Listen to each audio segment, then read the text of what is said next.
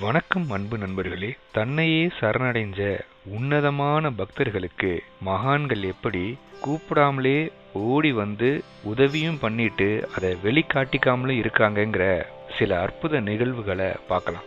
1960 மதுரை மீனாட்சி அம்மன் கோவிலுக்கு பக்கத்துல மகா பெரியவருடைய பக்தர் ஒருத்தர் வாழ்ந்து வந்தார். அவர் ஹோட்டல்ல சர்வர் வேலை பார்த்துக்கிட்டு இருந்தாரு. அவர் பேர் சுந்தரம். தினமும் ₹1 அவருக்கு சம்பளம், சாப்பாடும் போட்டுருவாங்க.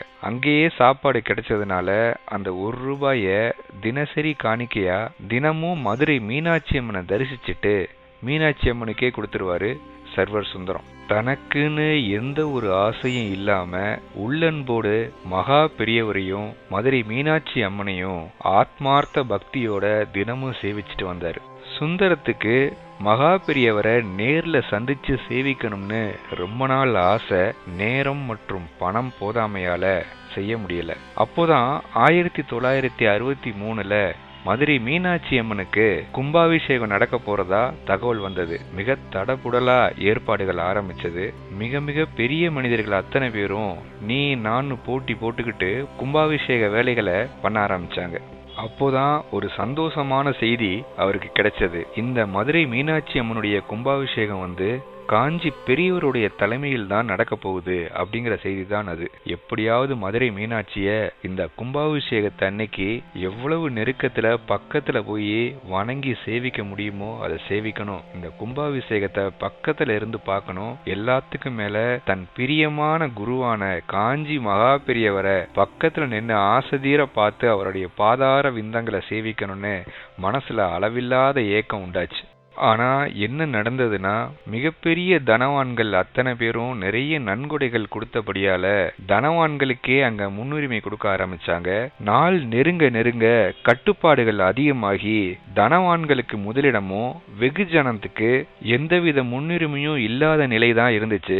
அதனால நம்ம சுந்தரத்தால மதுரை மீனாட்சி அம்மனை தரிசிக்கவே முடியல. சுந்தரத்துக்கு ஒரு விஷயம் தெளிவா தெரிஞ்சது. மகா பெரியவரை பார்க்கறதும் கும்பாபிஷேகத்தை பார்க்கறதும் நம்ம வரையில ரொம்ப அசாத்தியம் ஆயிருச்சு. ஏதாவது மாசி வீதியில போய் நின்று மாடி வீட்டுல இருந்து பார்க்கலான்னா அதுக்கும் வழி இல்ல. சரி, கும்பாபிஷேகத்துக்கு முதல் நாளே எப்படியாவது கோவிலுக்குள்ள போய் பொற்றாமரை குளத்துல போய் மறைஞ்சு உட்கார்ந்துகிட்டோம்னா, அடுத்த நாள் போய் மறைஞ்சு விடிய விடிய உட்கார்ந்துகிட்டோம்னா அடுத்த நாள் அதிகாலையில கூட்டத்தோட கலந்துடலாம் அப்படின்னு இவரா ஒரு எண்ணம் கொண்டு முதல் நாளே கோவிலுக்கு போனவரு பொற்றாமரை குளத்தை ஒட்டி ஒரு தூணுக்கு நடுவுல படுத்துக்கிட்டாரு. விடிய விடிய கோயில் திறந்திருந்ததுனால இவர் யாரும் கண்டுக்கல, வெளியில துரத்தல. கும்பாபிஷேகம் ஆரம்பிக்கிற நாள் வந்தது. கும்பாபிஷேக வேலை அங்க ரொம்ப ஜரூரா நடந்துகிட்டு இருக்கு. ஒரு மூலையில் நின்று தெற்கு கோபுரத்தை முடிஞ்ச வரைக்கும் பாத்துக்கலாம் அப்படின்னு சொல்லிட்டு அவர் கிளம்ப எத்தனிச்ச நேரம் அந்த அதிசயம் நடந்துச்சு.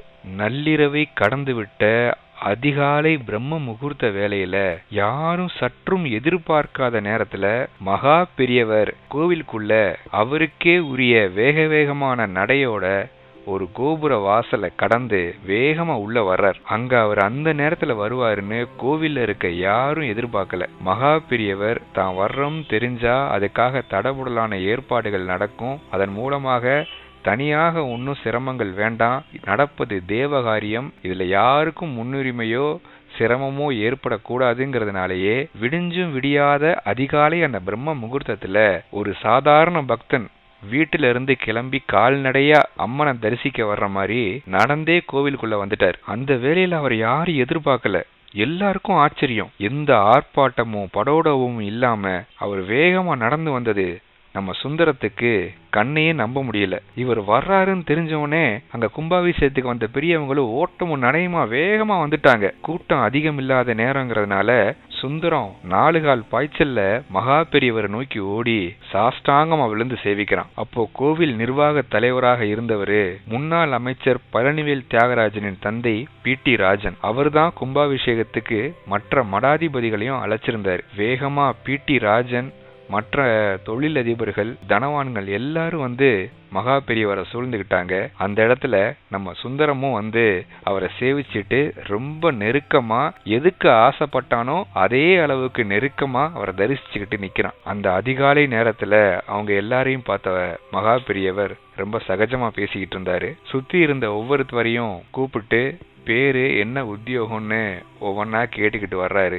அந்த பெரிய தனவான்களுக்கு மத்தியில இருந்த சுந்தரத்துக்கு ஒரு மாதிரி மனச பிசைய ஆரம்பிச்சிருச்சு. ஏன்னா அங்க இருந்தவங்க எல்லாம் பெரும் புள்ளிகள், பெரும் தனவான்கள். ஏதோ ஒரு தெய்வாதீனமா சுந்தரத்துக்கும் அந்த நேரம் ஒரு இடம் அங்க கிடைச்சிருக்கு. ஒவ்வொருத்தரும் தன்னுடைய தொழிலை பத்தியும் தன்னை பற்றியும் ஒவ்வொருத்தரா சொல்லிட்டு வர்றாங்க. இதுக்கு நடுவுல ஹோட்டல்ல சர்வர் வேலை பாக்குறனா எப்படி தன்னோட உத்தியோகத்தை சொல்றது, இவங்க எல்லாம் பெரிய ஆளுங்களா இருக்காங்களே, இவங்களுக்கு நடுவுல எப்படி என்ன அறிமுகப்படுத்திக்கிறது அப்படின்னு சொல்லி சர்வர் சுந்தரம் மனக்கவலையோட மனச பிசைஞ்சுக்கிட்டு இருக்கும் போது மகா பெரியவர் சுந்தரம் பக்கம் திரும்பி விசாரிச்சார். அப்போ சுந்தரம் சங்கோஜப்பட்டுக்கிட்டே தாம் பேர் சுந்தரம்னு ஹோட்டல்ல சர்வர் வேலை பாக்குறதாவும் சொல்றாரு. டக்குன்னு மகா பெரியவருக்கு அப்படி ஒரு உற்சாகம்.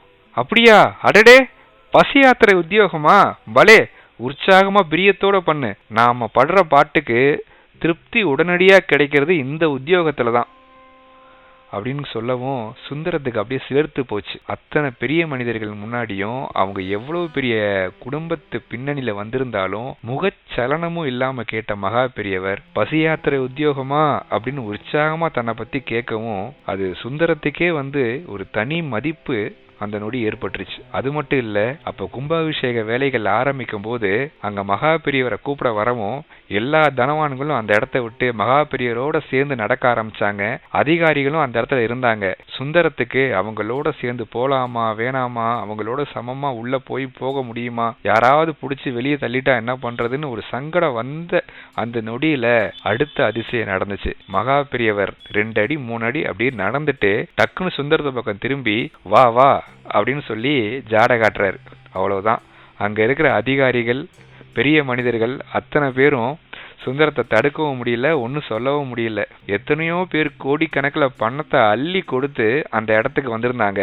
பக்தி ஒன்னை மட்டுமே முதலீடாக கொண்டு சுந்தரத்துக்கு மகா பெரியவர் இடம் கொடுத்தார். மகா பெரியவரே கூப்பிட்டதுனால அவர் பின்னாடியே வேக வேகமா ஓட ஆரம்பிச்சாரு சுந்தரம். மீனாட்சி அம்மனுக்கு அருகில் மகா பெரியவருக்கு அருகில் நின்று சுந்தரம் ஓம் நம சிவாய அப்படிங்கிற கோஷத்துக்கு நடுவுலையும் மீனாட்சி அம்மனுடைய திருநாமத்துக்கு நடுவுலையும் ஹரஹர சங்கர ஜெய ஜெய சங்கர அப்படிங்கிற நாமத்துக்கு மத்தியிலையும் தன்னுடைய ஆசை தீர ஆத்மார்த்தமா அன்னைக்கு அந்த கும்பாபிஷேகத்தை சுந்தரம் தரிசிச்சாரு. வாய் விட்டு என்னோட ஆசை இதுதான் அந்த பக்தர் சொல்லாட்டியும் அந்த பரபிரம்மம் மகா பெரியவா அவருடைய ஆசைய உண்மையான பக்திக்காக அருளியது. சுந்தரத்துக்கு நடப்பது கனவா நனவா அப்படிங்கறதே புரியல. ஆனந்த கண்ணீர்ல கண்ணு முழுக்க நனைஞ்சு ஓடிட்டு இருந்துச்சு. அடிமனசிலிருந்து எழுகின்ற ஆசை உண்மையான பக்தியை அடிப்படையாக கொண்டு இருந்தால் அதை தெய்வம் ஈடேற்றும் என்பதை மகா பெரியவர் என்று உணர்த்தினார்.